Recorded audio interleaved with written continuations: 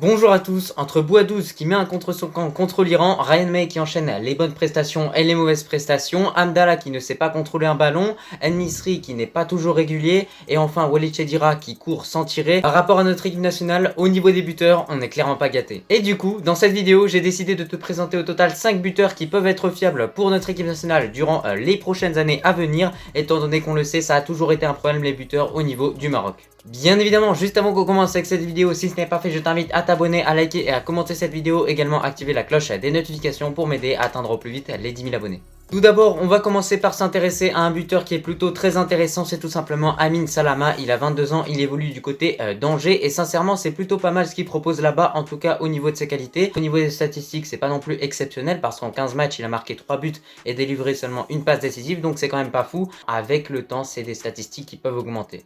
Mais ce que je trouve vraiment pertinent avec ce joueur-là, justement, c'est qu'il a réussi à se construire réellement une identité, qu'il est comparé justement à un mélange entre Ibrahimovic et Haaland, et croyez-moi, être comparé à ce type de joueur, c'est vraiment prestigieux et c'est surtout athlétiquement un joueur qui leur ressemble beaucoup. Mais ce qui est également complètement fou avec ce joueur-là, c'est qu'il est passé du niveau régional à Ligue 1 en très peu d'années. Et croyez-moi, c'est un joueur qui figure dans les plans de Walid Regragui pour les prochaines années à venir. Pourquoi pas avoir Amin Salama à nos côtés? C'est un attaquant qui a encore une marge de progression à acquérir bien évidemment. Je trouve qu'avec ses appels en profondeur, il a vraiment beaucoup de qualités qu'il pourrait tout simplement apporter à notre équipe nationale. Peut-être ce serait le successeur d'En-Nesyri ou peut-être ce serait tout simplement un attaquant unique, c'est-à-dire ce fameux mélange entre Ibrahimovic et Haaland.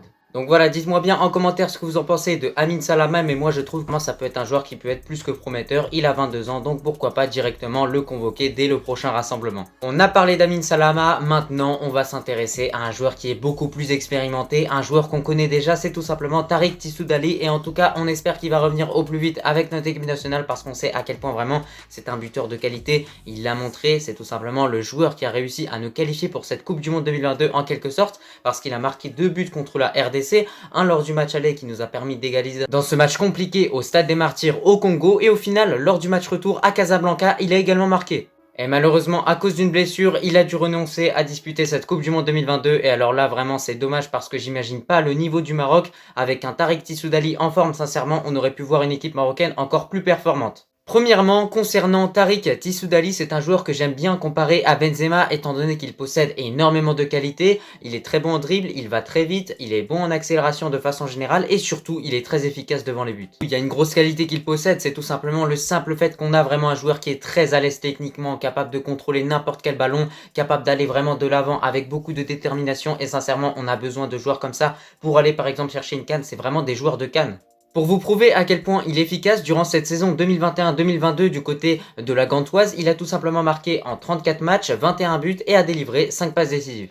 Mais attention, durant certains matchs, il a montré à quel point il pouvait vraiment être inefficace offensivement, et j'ai 2 matchs en tête contre l'Afrique du Sud et contre les États-Unis. Et en tout cas, pour le voir briller du côté de notre équipe nationale, bien évidemment, on espère que sa récupération va bien se passer au niveau de sa blessure, qui va recommencer à marquer des buts du côté de son club pour ensuite être sélectionné par Walid Regragui, et on espère qu'il offrira les mêmes performances qu'il a sorties lors de cette qualification pour la Coupe du Monde 2022. Et déjà, ce qui est positif avec Tissoudali, c'est qu'on sait vraiment que c'est vraiment un joueur qui est une valeur sûre, qui est confirmé, qui a déjà marqué, qui a plusieurs matchs dans les jambes. On a de quoi être vraiment optimiste par rapport à sa situation. Et Inch'Allah, on a hâte de le revoir avec notre équipe nationale. Maintenant, on va s'intéresser à un buteur qui aurait largement mérité sa place pour cette Coupe du Monde 2022, El Arabi. Alors quand on voit les performances de la part de Walid Chedira et Hamdallah durant ce mondial, on se dit quand même que El Arabi aurait largement mérité sa place par rapport à des attaquants comme ça qui ont loupé plein d'occasions, qui ont vraiment montré très peu de qualité justement offensivement, et c'était très pauvre ce qu'ils ont proposé, techniquement c'était catastrophique. Alors qu'au final El Arabi c'est vraiment un joueur qui est confirmé en Grèce, qui a disputé plusieurs matchs du côté de l'Europe, que ce soit en Europa League ou même dans d'autres compétitions,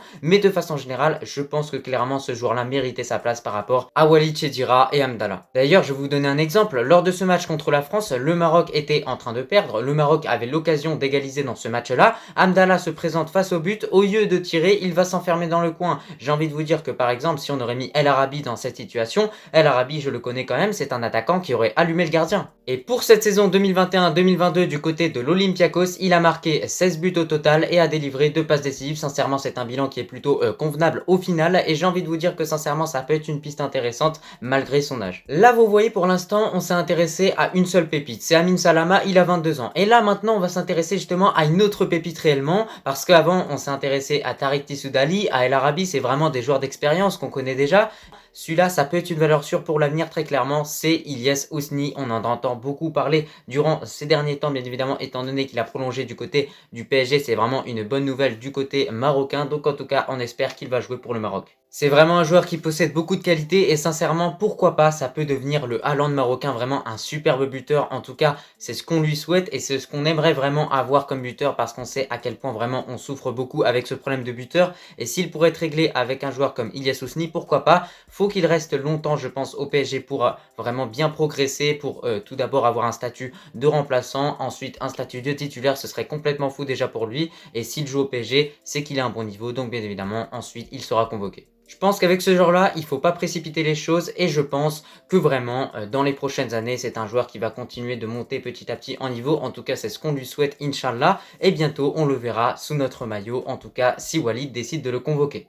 Mais pour la Coupe du Monde 2026 ou la CAN 2025 qui pourrait notamment se faire du côté du Maroc, ça peut vraiment être une piste intéressante et pourquoi pas, d'ailleurs durant cette CAN 2023, on ne sait pas si elle va se disputer en 2023 ou en 2024, c'est un petit peu compliqué à comprendre, mais de façon générale, j'aimerais vraiment le voir au plus vite avec notre équipe nationale parce que sincèrement, je pense que c'est un joueur qui est rempli de qualité.